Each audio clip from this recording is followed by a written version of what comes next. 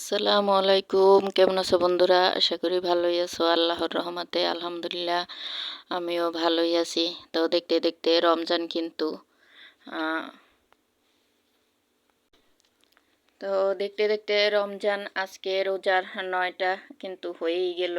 তো এরকম করেই আসলে এই দিনগুলো কেটে যাবে, আর কিভাবে যাবে আমরা কিন্তু কেউ টেরও পাবো না। তো আল্লাহর রহমতের মাস এজন্যই মনে হয় তাড়াতাড়ি কেটে যায়। তো আজকে আমি এই ভিডিওগুলো আমার কিন্তু আগের গোছানো ছিল। আমরা যারাই ভিডিও করি না কেন, হয়তো এই ভিডিওগুলো কিছু কিছু ভিডিও মোবাইলে থেকে যায় বা আমরা রেখে দেই। যখন দেখা যায় ভিডিওটা নিতে মন চাচ্ছে না বা ইচ্ছে করছে না, তখন কিন্তু সেই ভিডিওগুলো আবার ঘুরিয়ে ফিরে নতুনত্ব দিয়ে গুছিয়ে নিই। তো আজকে আমি এখানে গরুর গোশ রান্না করব আলু দিয়ে, তো সেটাই তোমাদের সাথে শেয়ার করব। তো মশলাগুলো কিন্তু আমি অফ ক্যামেরায় কষিয়ে নিয়েছি। তো আমার গোশটাও কিন্তু গরুর গোশ আমি আগেই কষিয়ে সিদ্ধ করে নিয়েছি। এখন আলু দিয়ে এটাকে ভালোভাবে নেড়েচেড়ে কষিয়ে নেব। তো আপুরা ভাইয়েরা যারাই আমার ভিডিওটা দেখা শুরু করছো, প্লিজ মনে করে একটা লাইক দিও। তোমার একটা লাইক আমার কাছে অনেক মূল্যবান, আর তোমারই মতো আরও অনেকের কাছে নিতে কিন্তু সাহায্য করে। যদিও তুমি ভিডিওটা না দেখো, তবু কিন্তু একটা লাইক তো দিতেই পারো। তো একটা লাইকে আমার কিন্তু অনেক উপকার। তো কি আর করার, তোমরা অনেকেই লাইক দাও না, শুধু একটা কমেন্ট করে চলে যাও। আমি বুঝি না এতে কি লাভ তোমাদের। তো আমার গোশ রান্না কিন্তু শেষ। এবার আমি আলু দিয়ে মাছ রান্না করব।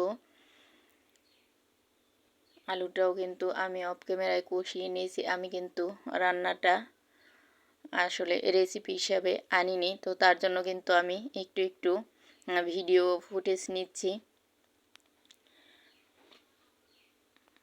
এবার আমি বুট রান্না করব।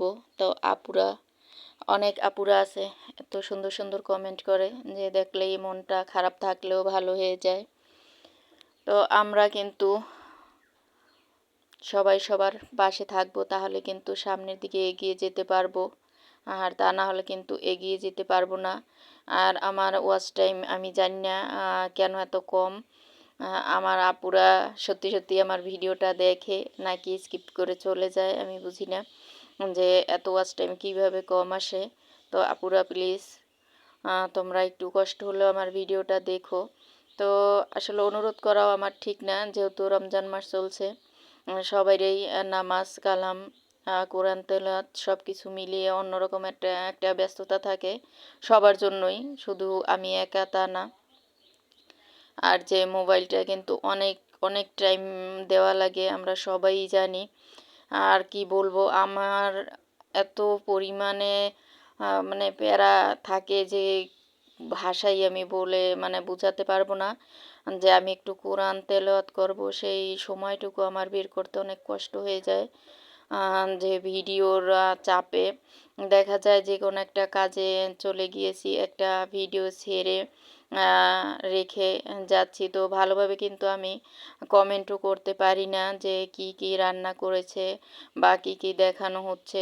আসলে এত কিছু যদি আমি গুছিয়ে কমেন্টটা করতে যাই, তাহলে দেখা যায় আমার ভিডিওটা বা আমার দিনটা আরও খুবই প্যারায় কাটে। তো আমি কিন্তু এরকমটা এখন করতে পারি না। তো আপুরা প্লিজ তোমরা আবার কেউ ভেবো না যে আমি তোমাদের ভিডিও দেখি না, আসলে ভিডিও দেখি আর ছোট্ট একটা কমেন্ট করে যাই। আর যখন আমার বেশি কাজটা একটু কম থাকে, বেশি থাকে না, তখন একটু আমি ফ্রি টাইমে একটু ভালোভাবে কমেন্ট করতে পারি। তো তাতে ভেবো না যে আমি সব সময় ফ্রি থাকি, আসলে ফ্রি থাকার সময় না এটা। আর রমজানের ব্যস্ততা আসলেই বেশি থাকে সবার মাঝেই। তো ছোট্ট হোক কমেন্ট, তো কমেন্টেই তা ছোট হোক আর বড় হোক, ইনশাল্লাহ সামনে রমজান কেটে যাক, তারপরে আবার আমরা সেই আগের দিনে ফিরে যাব। দেখে দেখে শুনে বুঝে তারপর কমেন্ট করব। আর এখন যতটুকুই কমেন্ট করি না কেন, সেটুকু নিয়ে আপুরা তোমরা সন্তুষ্ট থেকো। আসলে লং যদি কমেন্ট করতে যাই, তাহলে কিন্তু একটা একটা সূত্র ধরে কমেন্ট করতে হয়, তো এত কমেন্ট কিন্তু আসলে করা যায় না। আর যেহেতু তো তোমরা তো অনেকেই দেখো যে ভিডিওর মাঝে কতটা কমেন্ট আসে, লাইকের চাইতেও কিন্তু অর্ধেকটা পরিমাণ বেশি আসে কমেন্ট, তো তারপরও কিন্তু কমেন্ট ধরেই সবার চ্যানেলে ঘুরে আসতে হয়। তো এটাই নিয়ম আর এটাই বাস্তবতা। আর আমরা কিন্তু একে অপরের স্বার্থে বা নিজের স্বার্থেই অন্যর ভিডিও দেখি বা শুনি।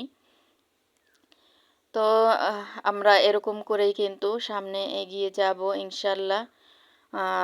তো আমরা একে অপরের পাশেই থাকবো ইনশাল্লাহ।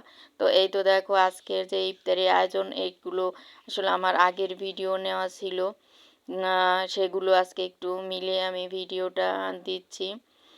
আর এখানে টক নাস্তা রান্না করেছিলাম, তোমরা হয়তো অনেকে চিনো অনেকে চিনো না। এই তো আমার টক নাস্তার, এই যে টক নাস্তা, এটা কিন্তু হালকা হালকা একটু টক, মানে টক আমি দিয়েছি। আর কালো জিরা ভর্তা, তো আর অনেক ভর্তার আইটেম ছিল, সব তো আর এখানে আনিনি।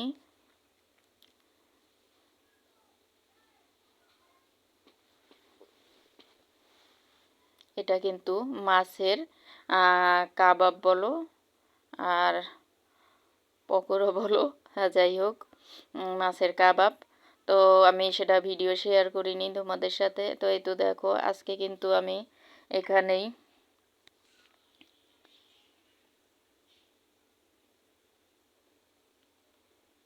এটা কি বন্ধুরা বলো তো, এই বাজারটা একটু শেয়ার করলাম শুধু তোমাদের এই জিনিসটা দেখানোর জন্য যে এটা কি জিনিস।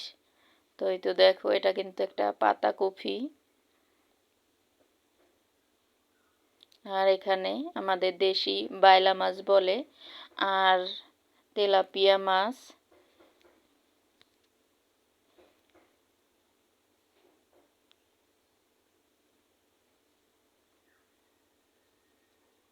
তো এই জিনিসটার নাম তোমরা কি বলো অবশ্যই আমাকে কমেন্টে জানাবে।